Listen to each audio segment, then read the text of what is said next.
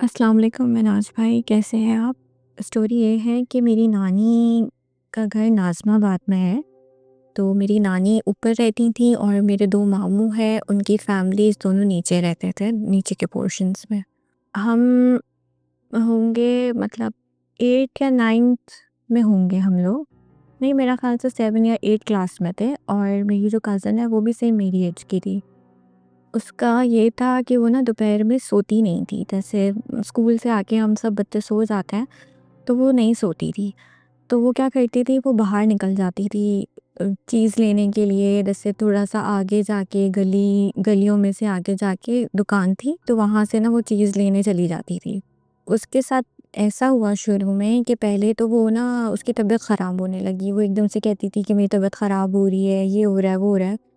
तो हम समझते थे कि ऐसी एक्टिंग कर रही है, ये कर रही है। फिर उसको खून की उल्टियाँ होने लगीं, उसकी बहुत कभी भी तबीयत ख़राब हो जाती थी। खून की उल्टियाँ हमने भी उसको करते हुए देखा। ठीक है, तब भी हमने कहा कि ऐसी नॉर्मल होगी, कोई ज़्यादा वो नहीं है। फिर ऐसे करते-करते उसने ना एकदम से चीखना-चिल्लाना शुरू कर दिया कि ना कोई है जो मुझे मारती है और मुझे ना डराती है और मुझे तंग करती है।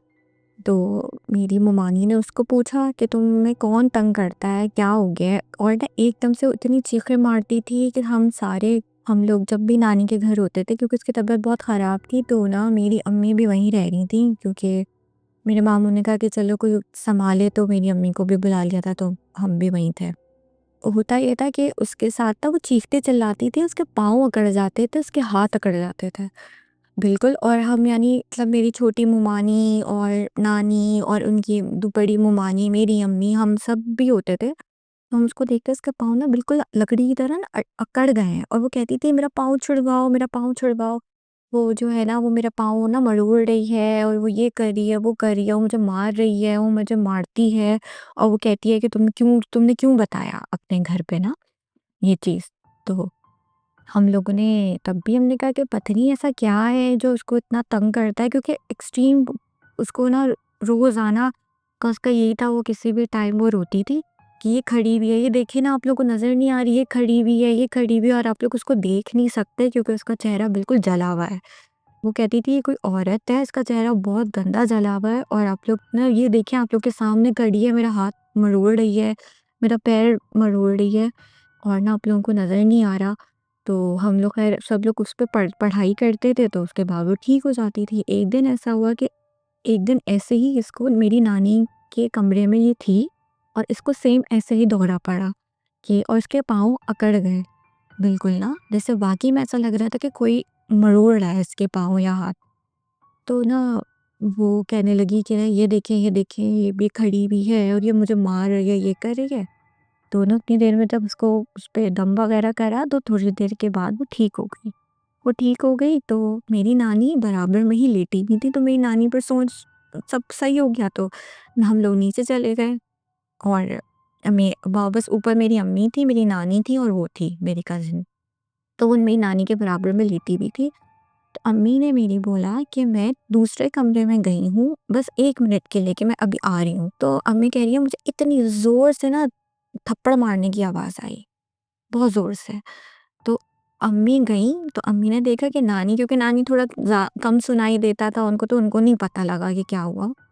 तो ना नानी सो रही थी, तो अम्मी ने कहा क्या हुआ? क्या हुआ? कह रही है देखी फूफो, इसने ना मुझे ना थप्पड़ मारा है। तो जब अम्मी ने देखा तो उसके पूरे चेहरे पे, मतलब यानी उसके चेहरे पे निशान बने हुए थे थप्पड़ के। और अम्मी कह रही है मुझे बाकायदा उस दूसरे कमरे में आवाज़ आई है। मैं 2 मिनट के लिए गई थी वहाँ पे। फिर ऐसा होता रहा। फिर ख़ैर उसका जहाँ इलाज करवाते थे, तो फिर कहीं गए उसका इलाज करवाने के लिए। नहीं, फिर मेरी ममानी ने उससे पूछना शुरू करा कि तुम ये जो बातें करती हो या जो भी है, क्योंकि हमें लगता था कि ये ऐसे ही बोलती है। इसका अपना कोई दिमाग का वो है और ऐसे ही कहती है। लेकिन उसने बताया नहीं, ये मुझे मारती है और ये कहती है मेरे साथ चलो रात को, और मैं इसके साथ रात को घूमती थी। तो मेरी ममानी ने कहा कि तुम रात को कैसे घूमती थी? क्योंकि रात को तो मैं लॉक लगा देती हूँ ऊपर, क्योंकि एक ही कमरे में सब सोती थी बहनें और ममानी मेरी, तो जो भी अगर वो दरवाज़ा भी खोलती तो उठ जाती, कोई ना कोई तो उठता। तो इसने कहा ये मुझे ना कुछ ऐसा मंतर या कुछ ऐसा ये कुछ पढ़ाती थी कि मैं ना दीवार से आर-पार हो जाती थी और फिर ये ना मुझे लेके घूमती थी सब जगह। तो उन्होंने कहा तब भी हम लोगों को यकीन नहीं आया कि ये ऐसे ही बोल रही है शायद कि ऐसे कैसे हो सकता है कि दीवार से आर-पार करके ले जा रही है और वो ये घूम रही है उसके साथ कि वो मारती है, वो कहती है मैं तुम्हें ले जाऊँगी। फिर उसने कहा कि उसने ना मुझे एक लॉकेट दिया है जिस पे ना ओम बना हुआ है। तो मेरी मोमानी ने कहा कि कहाँ है वो लॉकेट? उसने कहा वो सोने का लॉकेट है। उसने ना मुझे वो ओम दिया है, वो कहती है ये पहनो, ये नहीं पहनोगी तो मैं मारूँगी तुम्हें। उसने वो निकाल के कबर्ड में से दिया। अब हम इतने छोटे थे कि हम वो लॉकेट ना वो क्योंकि वो लॉकेट हमारा जैसे अल्लाह लिखा हुआ नहीं था, वो ओम बना हुआ था। तो वो लॉकेट उसको और हमारी उसमें भी कोई ऐसा कोई नहीं था कि उसको वो लॉकेट देता। उसने वो निकाल के दिया और उसने कहा ये है वो लॉकेट। ये बात भी सच हुई कि वो लॉकेट था, उसमें ओम बना हुआ था और उसने कहा कि ये मुझे कहती है कि ये पहनो, नहीं पहनूँगी तो मैं मारूँगी। फिर मेरी मोमानी ने दिखाया कि भाई ये सही कह रही है, ये उसने मुझे निकाल के दिया है और कबर्ड में से ही निकाल के दिया है। फिर उसके कपड़े भी कटना शुरू हो गए। तो उससे भी इन लोगों को लगा कि ये कैसे एकदम से कपड़े भी कट रहे हैं और मतलब कुछ ना कुछ मसला है। फिर मेरे मामू उसको कहीं लेके जा रहे थे गाड़ी में, मेरी अम्मी भी साथ में थी। मामू, वो मेरी कज़िन, मोमानी और मेरी अम्मी। तो मेरी अम्मी कह रही है मैं विटनेस हूँ कि जब हम लोगों ने शीशे चढ़ाए हैं गाड़ी के तो उस गाड़ी पे भी रेड कलर से ओम लिखा हुआ था। अब वो फिर पोंछा उन्होंने, साफ-वाफ किया। जब उस जहाँ जहाँ उसका इलाज कराना था वहाँ गए, तो उन्होंने मस्जिद के शायद कोई थे वो, तो उन्होंने कहा मस्जिद में तो सही नहीं लगता, मतलब अलाउ नहीं है औरतों को आना। तो उन्होंने कहा मेरे घर चलें, तो मैं वहाँ तो अम्मी कहने लगी कि सिर्फ़ उन्हीं के घर की लाइट नहीं आ रही थी, बाकी सब जगह लाइट आ रही थी। सिर्फ़ उन्हीं के घर की लाइट नहीं थी। ख़ैर उन्होंने पढ़ने के लिए दिया, जो भी किया, लेकिन फिर भी वो उससे बाज़ नहीं आ रही थी। वो आती थी और भी ऐसे ही तमाशा चलता रहता था। फिर कहीं से किसी और मौलवी साहब को बताया, वो भी मेरे खालू लेकर आए उनको।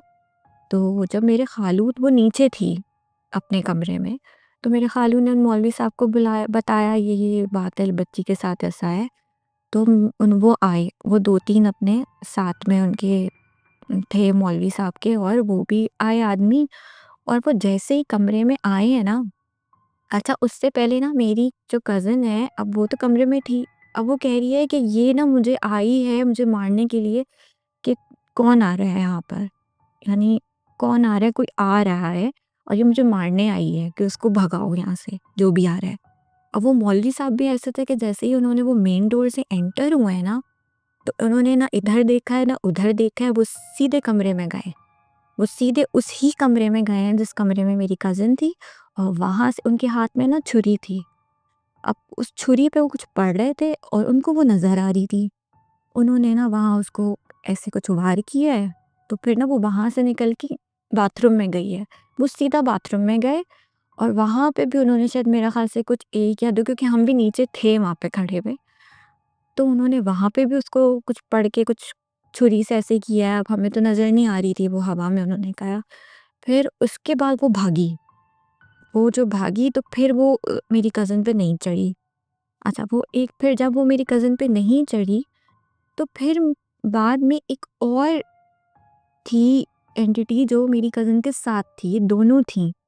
तो एक ये थी जिसका जला हुआ चेहरा था, एक दूसरी थी जो कि वो अच्छी थी।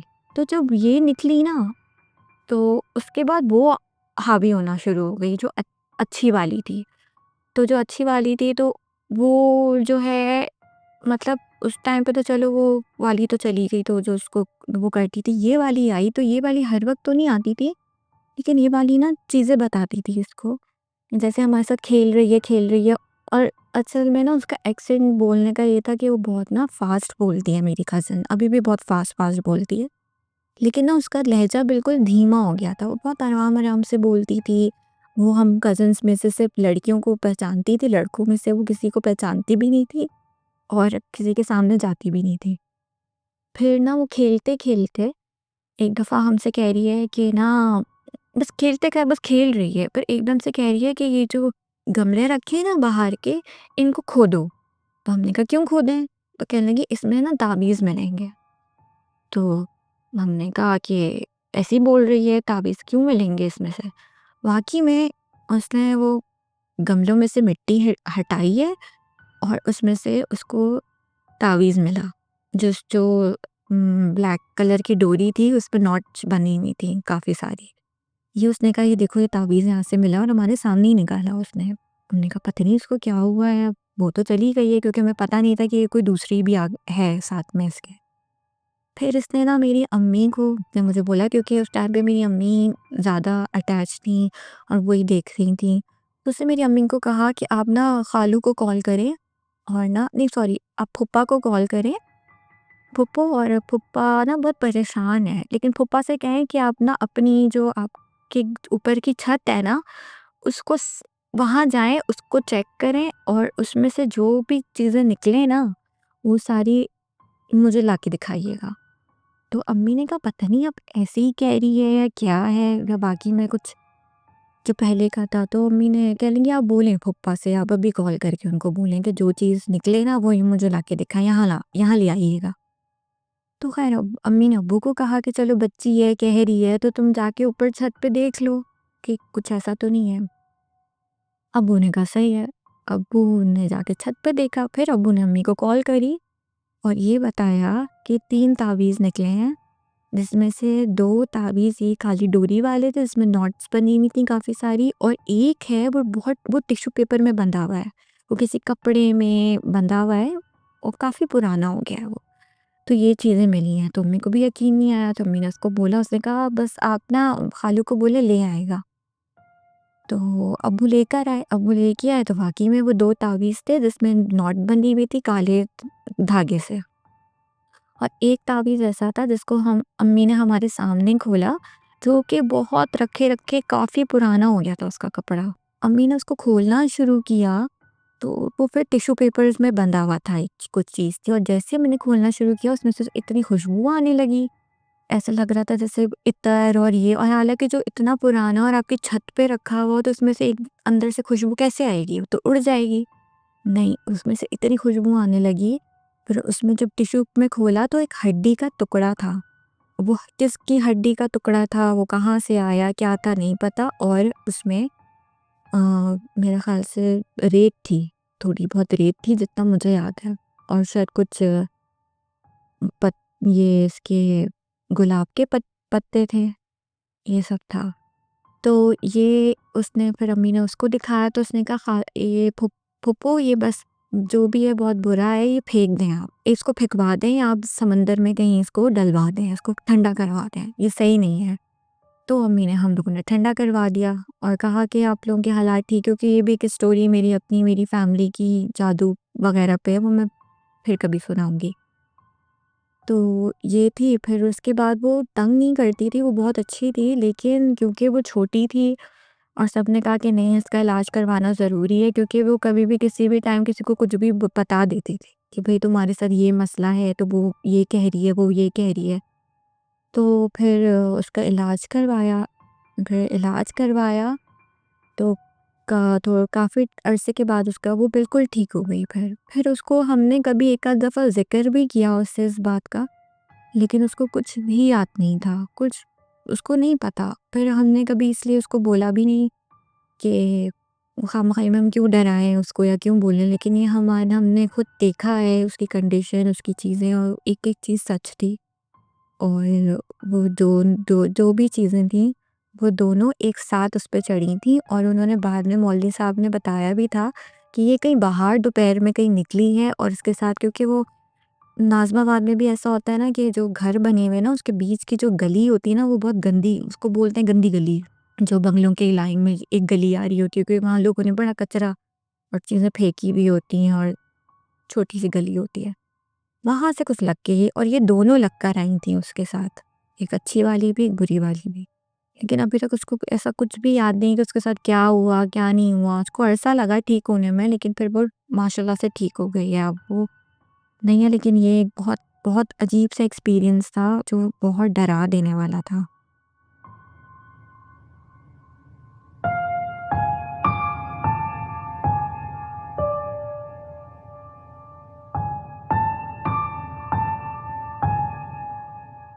मिनाज भाई, मेरा नाम फ़ारूक मिनाज है और मैं गुलिस्तान जौहर का रिहायशी हूँ। मैं सॉफ्टवेयर हाउस में नाइट ड्यूटी करता हूँ और अक्सर औक़ात आपका जो ये शो है, वो हम लोग सारे कोलीग्स मिलके लाइव सुन रहे होते हैं। तो मैं आपको अपने जो मेरे साथ हुआ था इंसिडेंट, मैं उस हवाले से आपको शेयर करना चाहता हूँ। मिनाज भाई, ये बात है तकरीबन कोई 2012-13 की। उस टाइम मैं मैट्रिक पे होता था। हमें क्रिकेट का बहुत क्रेज़ था। सारे हम लोग दोस्त यार मिलके होलिका ग्राउंड जाया करते थे हार्ड बॉल क्रिकेट खेलने के लिए।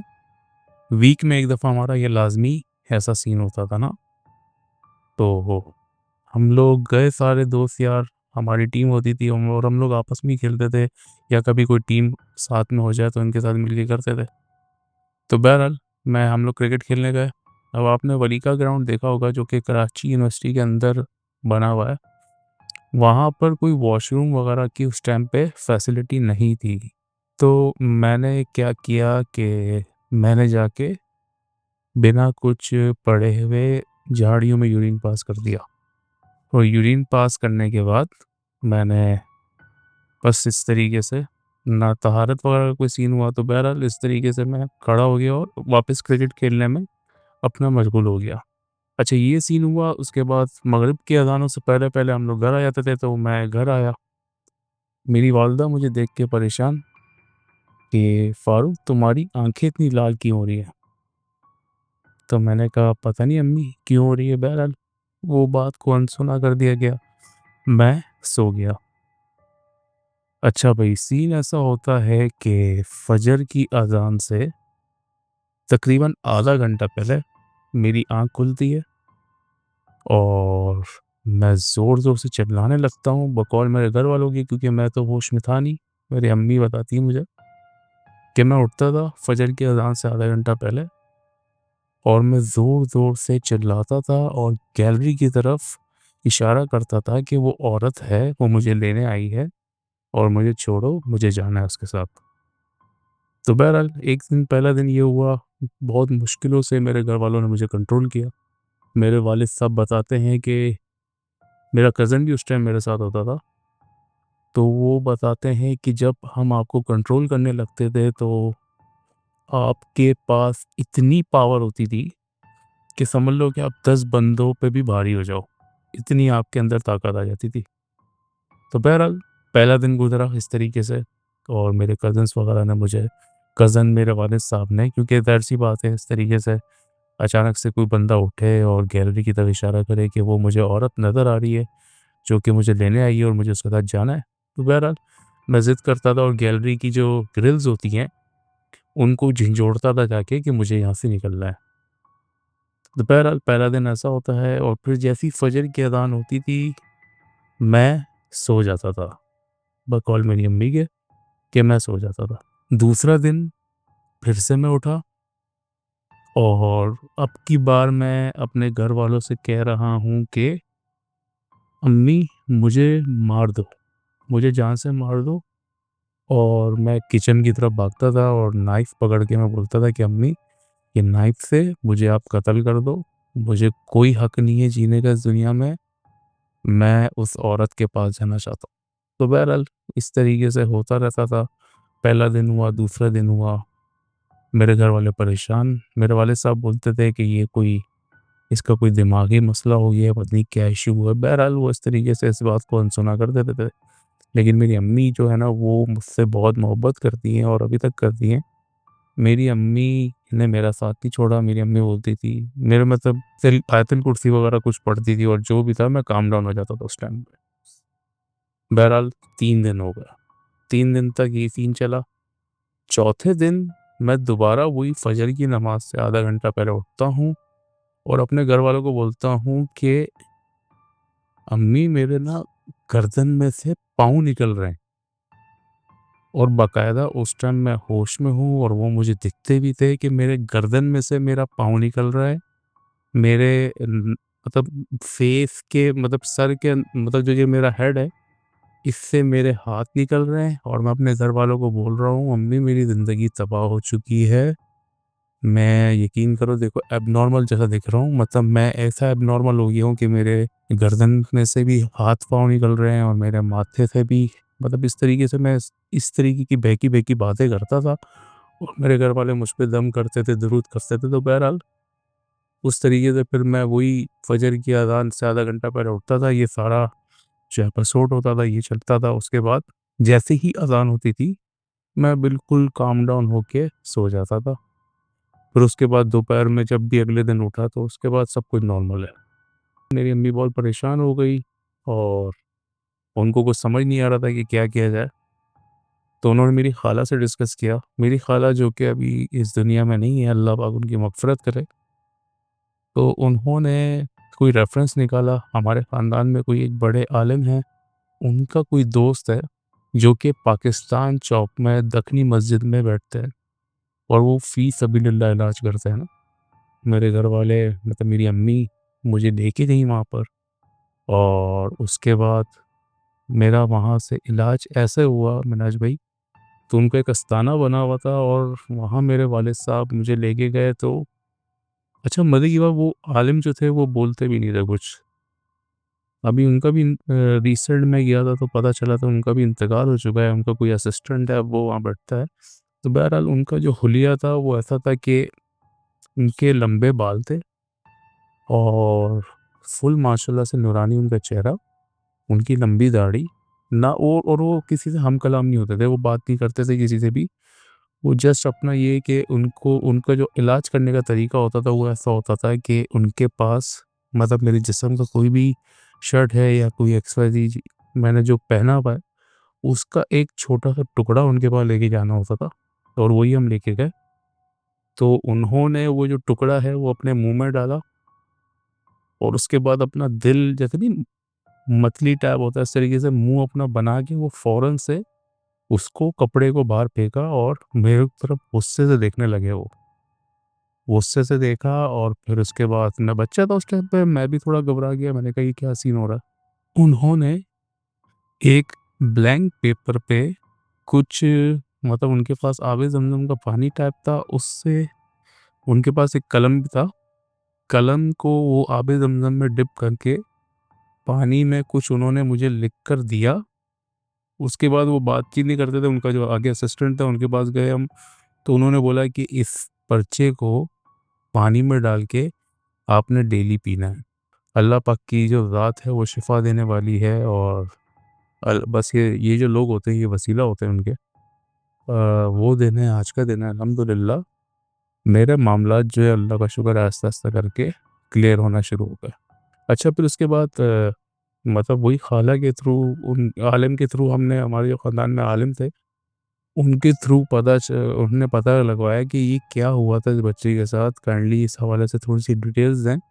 तो उन्होंने अपने दोस्त से पूछा तो वहाँ से पता चला कि मैंने जिन्नात के बच्चों के ऊपर यूरिन पास किया था, जिसकी वजह से वो जो उनकी माँ थी या जो भी एक्स-वाई-ज़ेड उसको बोलें, मतलब चुड़ैल टाइप, तो ख़ैर मुझे ये चीज़ें समझ नहीं आती, लेकिन जिन्नात की जो फ़ीमेल होती है, वो मुझसे बदला लेना चाह रही थी कि इसने जो ये हरकत की है, इस वजह से मैं इसको कत्ल कर दूँ या एक्स-वाई-ज़ेड कुछ कर दूँ। तो बहरहाल उन्होंने ये सारे मामलात, अल्लाह का शुक्र है, उन्होंने लिख के दिए और जो भी उनके मौकलात के थ्रू अल्हम्दुलिल्लाह मेरे सारे मामलात अब क्लियर हो चुके हैं। उसके बाद अल्हम्दुलिल्लाह मेरे साथ ज़िंदगी में कोई भी ऐसा इंसिडेंट नहीं हुआ। अच्छा एक और सीन मेरे वालिद साहब के साथ हुआ था, जो कि उन्होंने मुझे हमें बताया था कि वो जॉब करने जाते थे। मिनाज भाई आपने देखा होगा कि नीपा के पुल के मतलब जैसे हम नीपा के पुल पे चढ़ते हैं तो गुलशन की तरफ जब उतर रहे होते हैं, उसकी लेफ्ट साइड पे आपने पार्क वगैरह देखा होगा जिसका I think Aziz Bhatti park नाम है या एक्सवाईज़ेड जो भी है, वो बीच में से एक रोड जा रहा है। तो मेरे वालिद साहब जो थे वो स्टैक कंपनी में जॉब करते थे उस टाइम पे और वो सेल्समैन थे। तो उनकी जो ड्यूटी होती थी वो तकरीबन शाम को 8-9 बजे तक ख़त्म हो जाती थी, तो वो बस के लिए नीपा के पुल तक पैदल चलते हुए आ रहे होते थे अपने गोदाम से, मतलब गोदाम में माल अनलोड करने के बाद वो गाड़ी वहीं गोदाम में खड़ी करते थे, वहीं पर ही गोदाम बना हुआ था। उसके बाद वो पैदल चलते हुए घर के लिए आ रहे होंगे।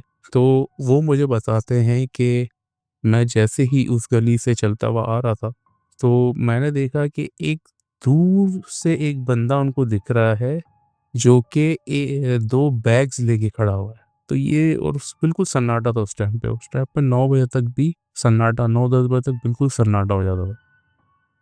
तो मेरे वालिद साहब कहते हैं, चलो कोई होगा खड़ा हुआ। बहरहाल वो आहिस्ता-आहिस्ता चलते जा रहे, चलते जा रहे, चलते जा रहे। जैसे ही वो उनसे करीब आने लग रहे हैं ना, तो मेरे वाले साहब बोलते हैं उस बंदे की हाइट लंबी होती जा रही है और उसके जो बैग्स है उसका भी साइज़ बड़ा होता जा रहा है। अच्छा, अब इतना फ़ासला रह गया है मिनाज भाई कि समझ लें मेरे वालिद साहब को वो चीज़ दिख रही है सामने-सामने ना।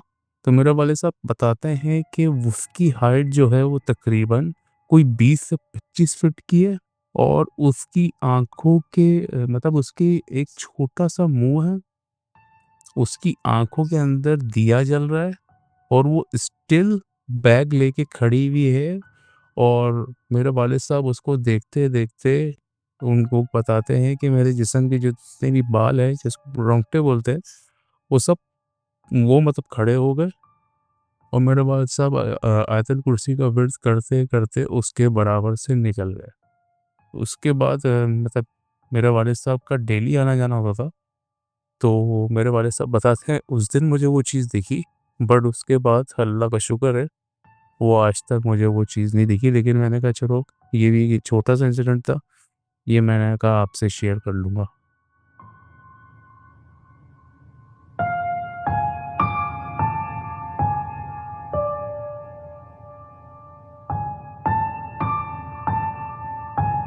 अस्सलाम वालेकुम मिनाज भाई, मैं आलिया बात कर रही हूँ।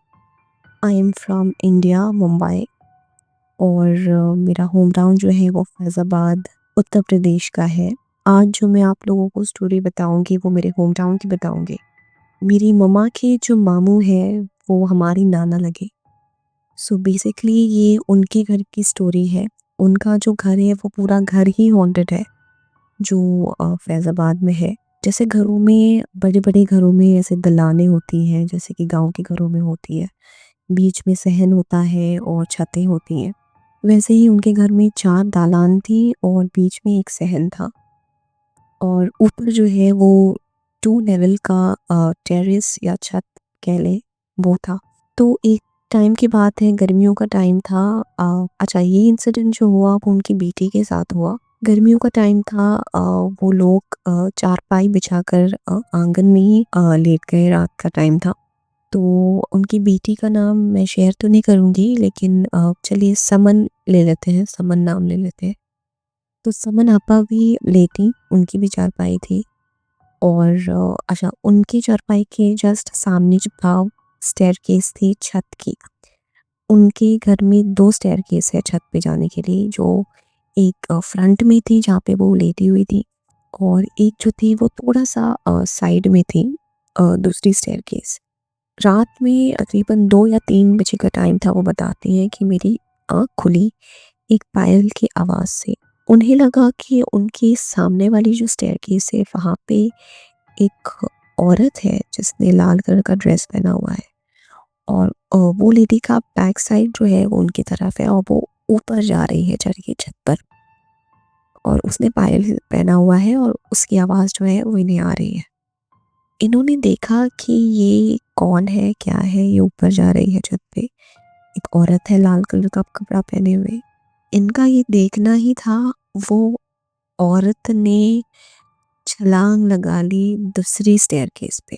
जैसे ही वो औरत ने छलांग लगाई दूसरी स्टेयरकेस पे, वो तब्दील हो गई एक शख्स में, एक आदमी में, जिसने सफ़ेद कलर का कुर्ता पैजामा पहना हुआ था। जैसे ही वो तब्दील हुई उस शख्स में, वो चीज़ गायब हो गई वहाँ से। अच्छा, इनकी हालत यहाँ हो गई ख़राब। बहरहाल इन्होंने दुआ-वुआ पढ़ी और ये सो गई। फिर उन्होंने बताया, नहीं बताया अपने घर में, वो इतना नहीं पता। अच्छा, दूसरा इंसिडेंट हुआ इनकी बड़ी बहन के साथ। इनका जो घर था उसके ही जस्ट सामने इनकी एक इनके दोस्त का घर था। तो रात का ही टाइम था, वो भी निकली अपनी दोस्त को बुलाने कोई काम से। तो उसने कहा कि तुम बाहर ही रहो, मैं आती हूँ। बहरहाल ये बाहर खड़ी हो गई, वेट करने लगी। इनका बैक साइड था, उनका नाना का घर जो था वो उनका बैक साइड पे वो खड़ी थी। तो अच्छा, ये थोड़ा-सा टिल्ट हुई अपने घर की तरफ, तो उन्हें लगा कि अच्छा मैं बता दूँ, नाना का जो घर है उसके पीछे जो है वो पूरा ही जंगल और कह लें खेत, पूरी ही फील्ड है। अच्छा, उन्हें लगा कि वो घर के जस्ट बाजू में थोड़ी-सी स्पेस है, वहाँ पे कोई आदमी खड़ा है, सफ़ेद कलर का कपड़ा पहनकर। इन्होंने ये चीज़ अपनी साइड आई से देखी और इन्होंने वो चीज़ इग्नोर करी वो टाइम तक। इन्हें ये ऐसा महसूस हुआ कि वो बंदा, वो आदमी आगे आ रहा था, लेकिन उसने भी इनको देखा और वो वहीं पर रुक गया। बहरहाल ये चीज़ उन्होंने इग्नोर की, उन्होंने फिर से आवाज़ दी अपने दोस्त को कि जल्दी आओ बाहर, मैं वेट कर रही हूँ। अच्छा, इतनी देर में वो बाहर आ गई और इन्हें पता नहीं क्या हुआ कि इन्होंने बात करते-करते अपने दोस्त से उस शख्स की तरफ देख लिया।